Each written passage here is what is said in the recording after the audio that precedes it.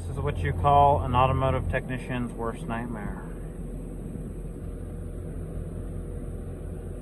This could be interesting. We've got gauges going crazy, temperature gauge is going crazy, fuel gauge is going crazy.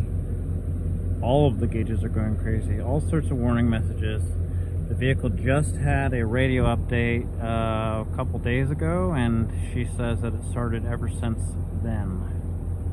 I'm not sure if this is going to be software related or if I'm going to find something wrong with the vehicle, but I guess we'll see what we see. Going to start with checking codes. Look at this. This thing just had like all the lights flashing. It doesn't know what it wants to display. What a piece of garbage. Over-engineered. Absolutely over-engineered. Got about 1 million codes. Some of them are set current. Lost communications with telematics model, lost communication with IPC. I highly suspect that we need to start with a battery disconnect because this is a giant computer on wheels. Things are just not working right. If some of these codes come back, great, I'll diagnose them. But like I said, it was all fine before we did that update. It was a serial data gateway module update and a radio update. So I'm going to try to disconnect the battery first. Look, even when I turned it off, it's just doing crazy stuff.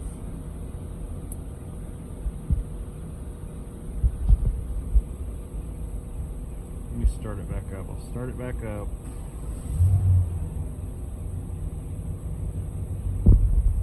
Shut it off. The door's open too, so everything should power down. Garbage. I've actually solved a lot of the problems on these modern, what are they called again? Next generation, or they're VIP, that's what they call them. VIP. The VIP systems seem to have these problems that are only resolved by disconnecting the battery. Like a big computer on wheels, you know? Here's something I want to show everybody too. I've got the battery disconnected, look at that. I've got more than half of a volt residual, and this is after 1 to 2 minutes. So I also need to use a jumper lead to actually drain that extra energy. So when you're trying to reboot computers, sometimes you can't get them to completely reboot unless you drain off that extra energy. Watch. Okay, it's just about maybe a minute later, watch. We're gonna drain it, and then if I disconnect that, it'll probably climb back up. So already you've got 1/10 of a volt, 2/10 of a volt. If I give it enough time, it'll probably just climb back over and over again. So I'm gonna drain it, let it build, and I'll drain it. I'll just do it over and over again, or I could just leave this attached for an extended time. I find it works better to dump that energy by letting it build up and then drop again. I find that if I don't do this, the computer will not be fully reset, and basically this won't accomplish anything unless you drain that extra energy. And another few minutes have gone by. It's still climbing. We still have residual energy, but that should be enough by now. It's just amazing to me. I'm going to start experimenting with different kinds of vehicles, like new and old, and see what kind of residual energy do most vehicles have. We'll start doing experiments like that. But you might say, where does that energy come from? Where does the voltage come from? Well, it comes from all the capacitors inside of all these different computers and modules, and possibly even little backup batteries inside of them, depending on how it's wired. Sometimes the OnStar module will have a backup battery, and you don't actually want that to have any connection to the battery unless there's a problem with it. But sometimes you can induce a failure, and that's a conversation for another day. Customer's waiting, and I want to go to lunch, so we're gonna hook this back up and see what happens.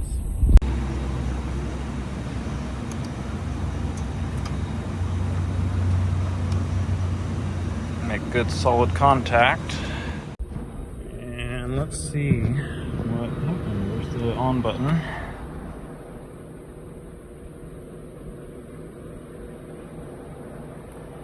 Look at that. still broken? It's still broken. So I guess I do have something to diagnose here. After lunch though. And this is what we've got come back for codes. Lost communication, CAN bus 5 off, lost communication with radio. Okay, so we will have to take a look at the communication schematics and determine what's going on here and see if we do have a loss of communication. Loss with auto amplifier, it did say in this list, no communication with audio amplifier. So, I guess we do have something to look at. Isn't that great? Well, for you, it's only been a moment. For me, it's been an entire weekend. That was Friday. Today is Monday. It's still broken, thankfully. I can do something about it if it's still broken. So where was I? I was going to get down here to the serial data gateway module potentially and test across the two circuits to make sure that I get a normal 60 ohm reading and determine what I'll do from there. However, the serial data gateway module is up there above the gas pedal, so I'd have to remove this duct and then those connectors. Let me zoom in on that. The connectors are actually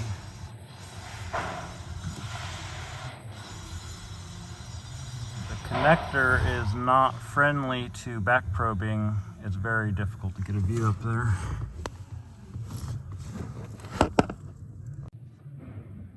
That's what the back of the connector looks like. So very unfriendly to back probing without further disassembly. And anyways, let's look up back on the schematic. See that X211 there? X211 is located behind this panel, and I think that'll probably actually be easier to get to and easier to back probe. So I'll go ahead and do that. Pop these panels out of the way. Stand by.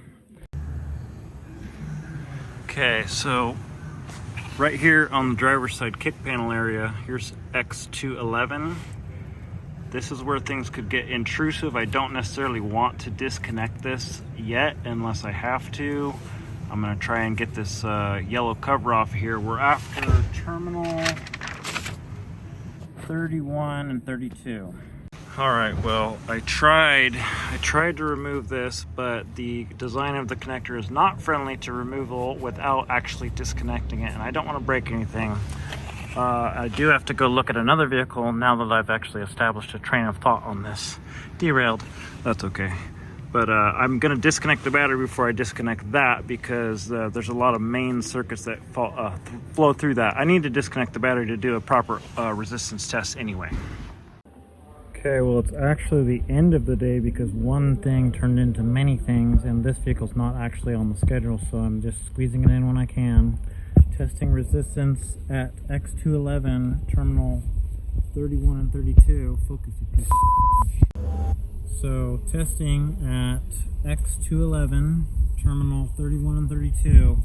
I'm getting an abnormal reading, 110 ohms. I should have 60 ohms across these two because we're testing in parallel. That means that we almost have an open circuit somewhere, or we have a lot of resistance in this circuit somewhere. So since I'm already at X211, it would be easy to just disconnect it, which would split this circuit in half, and I could test this side or this side and determine which side has abnormal resistance.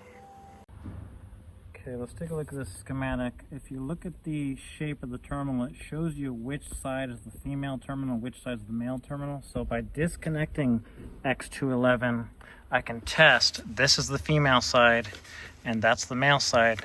So on the female side, we're getting 115 ohms. Let me switch over to the male side and see what we get. Okay, I switched over to the male side of the circuit. This is clearly where we have our problem, basically an open circuit, 2.4K ohms. So the problem is on the male side of the circuit. We need to move on the schematic. None of this matters anymore. We need to go this direction for our diagnosis. Excuse the terrible camera views, but I'm trying to do this after hours, trying to squeeze everybody in, trying to make YouTube videos, trying to do it all. Okay, so we're on the male side of things. the next logical place that I would go would probably be the X225 connector, which happens to be under the center console somewhere, where we would usually expect to find spilled drinks, etc. So let's say somebody did spill a drink in the center console area and it ended up getting down to that X225 connector. That could definitely cause excessive resistance. Alright, so back here on the wiring schematic, I know that I just said, okay, we have an abnormal reading on the male side of things, which means we need to go this direction on the schematic. Okay, so after switching over to the male side of things, we definitely have an abnormal result there. That is basically indicating we have an open circuit between X211 and this resistor somewhere. You can see the male terminal on the schematic. We've got X211 disconnected, so nothing on this end matters. We need to go this direction, and logically, where would I go from here? Probably X225, which happens to be under the center console area somewhere, and logically we would expect to find usually evidence of drinks being spilt on the center console. You can kind of see sticky residue and evidence, but I would suspect that we probably have a spilled drink on X225 causing excessive resistance. Otherwise, yeah, X225, disconnect it here, test here, make sure we have 120 ohms. If not, then we know it's here. Otherwise, you test between here and verify that the wiring from here to here is okay, and then we would. Okay, so anyways, X225, I would disconnect X225, test from here to here, verify that we have 120 ohms. If so, great. Then we would test from here to here, verify continuity on these wires from end to end. And depending on an option, we need to look at which options we have. That will determine where your terminating resistor is. Either way, we definitely know the problem is on this side of the circuit. So now it's just a matter of determining precisely where, and that shouldn't be too hard. Like I said, I really suspect it's probably going to be a spilled drink concern related to that connector under the center console somewhere. So that's probably the direction I'm going to go. Alright, allegedly that connector is accessible towards the front of the console. That might be the X225 connector. I'll have to verify that, but that would be nice if it was just right here. Plastic crap. Is this the one?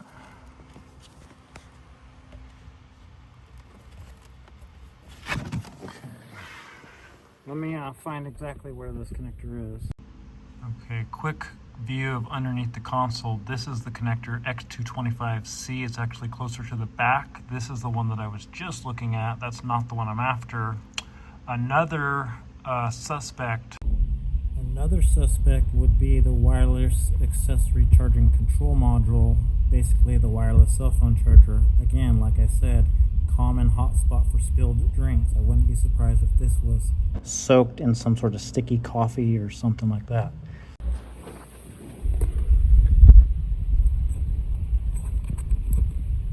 Already, I mean, you can tell typically these do get stuff spilled on them. So we may have to dig this out all the way and give it a good inspection, but given that the connector that I'm after is towards the back, I might have to just completely remove this console anyway for further access. We definitely know that we need to get in on that side of the circuit at least and determine where to go from here. And I think that that's probably going to be easiest to do either here at the console, or I will take another look at the schematic and see if there's another module or something that would be easier to get to. Yeah, you could maybe gain access to the audio amplifier, but again, that's going to require some disassembly.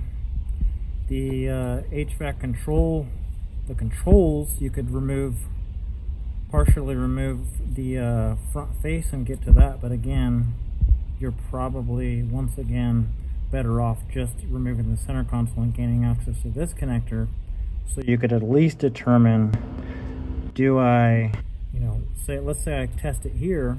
This is the center console. The audio amplifier is all the way in the back of the vehicle. So if I test from here to here and I get an abnormal result, that instantly tells me I need to go towards the back of the car.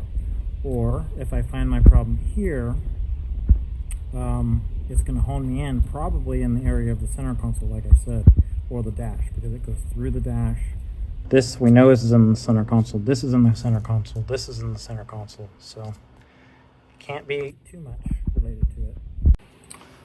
Okay, so center console disassembly, everything is plastic, mini panels, of course these little clips all stay behind, so very thankful for that.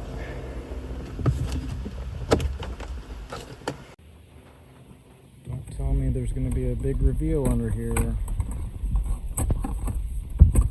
pull it out far enough because the wiring. Oh yeah, look at the evidence. Definitely had some spillage in here. But that's kind of typical for a cup holder.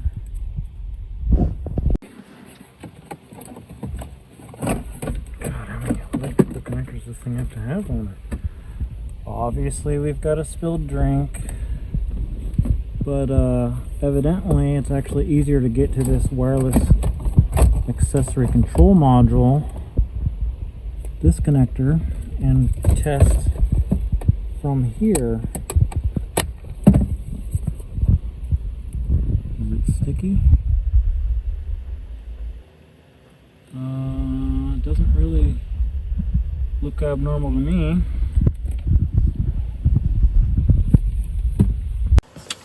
Okay, so since we are testing at the wireless accessory control module, and we do have the X211 connector disconnected, if I test across terminal 3 and 4 at the wireless control module connector, I should have essentially open circuit, and I'm getting 5.5K, likely because we're going through multiple modules. But if I reconnect X211, resistance should then drop to 120 ohms.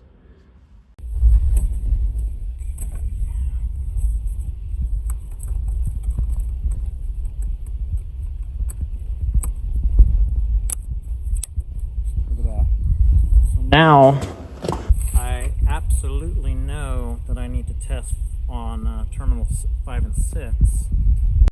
I switched over to terminal 5 and 6 at the wireless accessory control module. So now we are testing from here to the audio amplifier.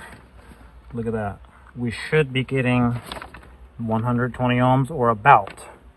We're getting definitely way too much resistance, so we probably have a wiring fault from here to here. Again, X225 is highly suspect because it's in the center console area, but it could be the wiring from there all the way to the back of the car. It could be the audio amplifier. We don't know until we do some sort of disassembly. We definitely have to do some disassembly to either access this or access this, and I think that we gain the most by accessing X225 first, kind of like I said from the beginning. Okay, so this is the back of the vehicle. The audio amplifier is going to be either on that wall or that wall, I can't remember, but it's, the only reason I would ever really suspect an audio amplifier is actually the cause of the problem would be, say, if we have a roof leak or some other reason why it would get wet, or some other crazy condition like that. Okay, ladies and gentlemen, I did read the instructions. I've been trying to find myself some access to X225 under this center console, and it is basically impossible. To get this console out, they want you to remove the seat so you can access the bolts. Take a look back here. I can kind of see it, but it goes like underneath the seat. Goes underneath the passenger seat, and there's no way no way I can get to that connector. I do see some like there's a gummy worm and stuff right there, so I definitely have to take the console out, or I definitely have to take the trim panels out back here and gain access to the amplifier. Otherwise, I can't make any further progress. That's right, ladies and gentlemen. Just any simple little repair on these vehicles requires massive disassembly of the interior. National technician shortage. We are quitting in droves, and no one wants to do this because this kind of stuff does not pay.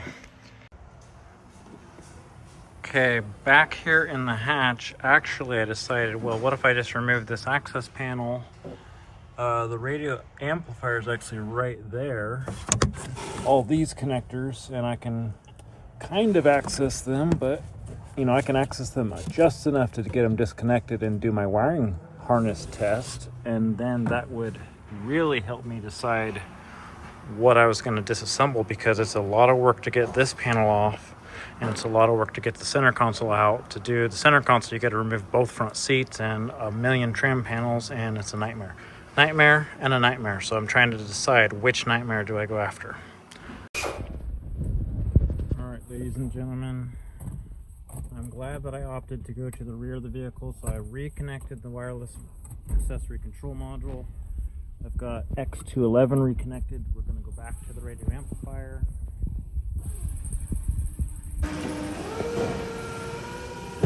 I've got the test probes connected on terminals 11 and 12, X3 of the radio amplifier. So we are essentially testing from here with everything connected, from here all the way back to this 120 ohm resistor. We are getting approximately 112 ohms, which we've always been getting every time we tested. Like, where did we start? We started X211, and then we went to the wireless control module, and that's about what we got. That's kind of what I'm expecting to see. So this appears to be a faulty audio amplifier. Nothing more to it than that, other than there's no continuity to that resistor inside the audio amplifier. So what else can I do other than replace it? All right, well, I switched things around. This time I am back probing so that we can see what changes when I plug in things as they are supposed to be normally. There's that abnormal result. We should drop to approximately 60 ohms when I plug this in.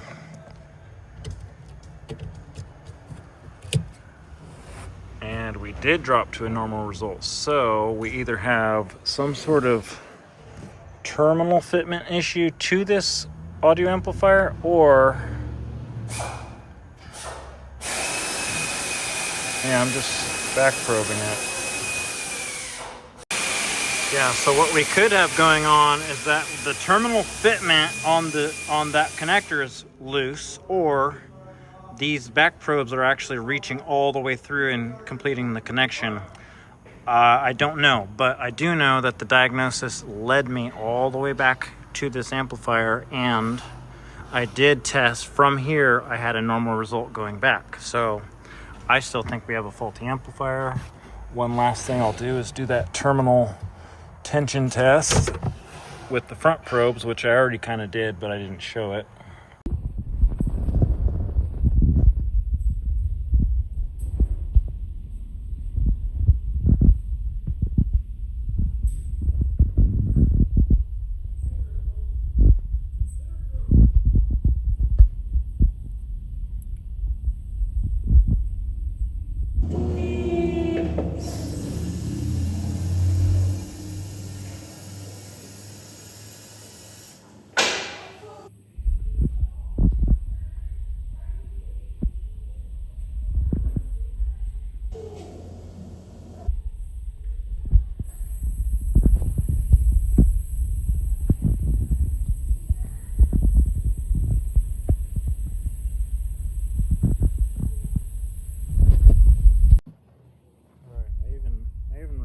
The auto amplifier so that I could test the terminals directly, and I do have a normal reading.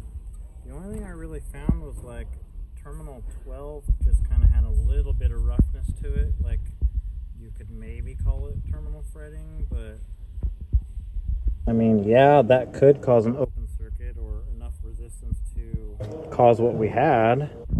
I'm kind of at a loss now, because now when I put this back together, it's not going to be broken. And I mean, what do? Do I sell them an audio amplifier that I can't prove is faulty? Do I still have a wiring problem in here? Even though the resistance did test normal when I plugged that back in. And, you know, I was front probing it. I was moving that harness around, and it still measured normal all the way back to the other end. So I guess I'll plug it back in and put the battery back on and power it back up and see what happens. All right, well, I reconnected everything. I told you that it's probably going to be fixed now. Isn't that a beach? But that's how it goes. National technician shortage, and that's probably one of the reasons why, is that between, you know, it's obviously going to be angry because I had the battery disconnected and I had things disconnected with the key on for a moment there. So I'll have to clear codes, but obviously we have our no gauges going wild, no warnings flashing on the screen or anything. But to get to this point, all of the research and testing and taking things apart and all that, and to put it all back together because now it is fixed, I've got about 3.5 hours into it, and what did I gain? You know, it's like I diagnosed it right up to the point of the failure, and then had the problem go away right in my hand. So if I had to call it, what's the diagnosis? It would be terminal fretting at the radio audio amplifier X3. So I guess what can I do? I'm not going to sell the customer an amplifier that I just tested and basically proved that it is still okay. I highly do suspect that it was just terminal fretting, and I'm probably going to put this back together. Maybe I'll just drive it around a little bit with it in this condition just to make sure it doesn't fault out, and I'll call it good, and I'll call it fixed. If something does come up, guess what? I'll make a sequel video. And of course, I didn't mention, what are we going to do about the terminal fretting? Well, I could replace the connector. I could replace just those two terminals, but I don't think I need to do either one of those, because usually when it's a cable fretting and it's not too bad, then simply disconnecting and reconnecting the connector is usually the fix, and it's a permanent fix. Okay, ladies and gentlemen, I've got the battery reconnected. I've got all the million plastic panels reassembled. I've got all the computers connected. I did say, hey, it's going to be fixed when I'm done, and look at that. The gauges are no longer going crazy. No more flashing warning lights. Ignore the service keyless start message. The reason that is on is because when I put this back together, I forgot there's an antenna. Remember that first antenna? I lifted it up and I disconnected it. I forgot to reconnect that. I pulled this back apart and did reconnect that. So we're at the point where I'm about to start it up. We're checking codes. We're clearing codes. There's the keyless entry antenna code that we had. I'm going to erase the codes. Erase all. Like I said, with the findings, this is now going to be fixed. So simply disconnecting and reconnecting that connector took care of the terminal fretting problem. And from here, what do I even tell the customer? Well, yes, the premise of this diagnosis all started with, ever since you did the radio update, my car's going crazy. And yes, it's true, it did happen. The fault did occur in it started with, ever since you did the radio update, my car's going crazy, the gauges are going crazy, the lights are flashing, nothing's working. And it's true. The fault did occur on the same day that we did the radio update, yet the diagnostic led to a actual circuit fault. We had a resistance value that was out of specification, and a CAN network cannot properly communicate when you have one of the terminating resistors basically out of the picture. So that was what it was. We diagnosed it as terminal fretting, disconnected it, replugged it back in, and now it's fixed. So what can I do? I'm not gonna tell the customer, hey, you need this expensive audio amplifier, because obviously we don't. And that was really all that I found. Is I mean, you could see a little bit of fretting, corrosion. Like, not, it doesn't look bad. It just looked like you could just see it where it was like metal. I don't know how to describe it. It just looked like on terminal 12, it had fretting. So in summary, I did a radio update. Same day we had a failure. Vehicle came back the next day for a drop-off. It was dropped off as a walk-in, and I've been looking at it in my spare time. And the diagnosis is terminal fretting on X3 terminal 12 at the audio amplifier. And I can't really explain it further than that, other than terminal fretting. It happens, and I've been seeing a lot of intermittent problems on these modern vehicles with all these serial data gateway modules, and they've got CAN networks left, right, up, and down. And honestly, these are big, it's a big computer on wheels, and I don't know what to say about that other than your mileage may vary. Other than that, that's all I've got. If something does come up on this vehicle, there will be a sequel. Ta-ta for now. TTFN.